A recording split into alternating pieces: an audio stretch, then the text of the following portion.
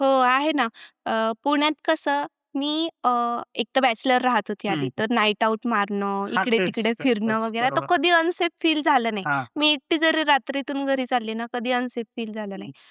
मुंबईत मनालीची ट्रिप होती आमची, तर मला मुंबईवरून ट्रेन पकडायची होती. तिथं सगळेजण भेटणार होते आणि सगळे अनोळखी माझ्यासाठी. मी जेव्हा लोकलमध्ये बसली, त्यानंतर काही लोक असे वेगळ्या नजरेने बघत होते माझ्याकडं.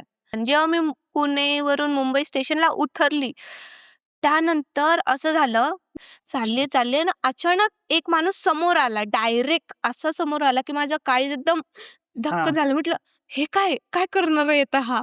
असं झालं आणि मी फटकन साईडला सरकली. साईडला सरकली तर तो डायरेक्ट सरळ गेला आणि मी पण मागं वळून बघितलं आणि त्यानी पण मागं वळून बघितलं. ओके. म्हणजे त्याच्या डोक्यात काहीतरी होतं, हं, की तो असा डायरेक्ट आला. हं. एक तर काय माझी गळ्यातली चैन ओढायची होती, चोर होता का काय होतं माहिती नाही.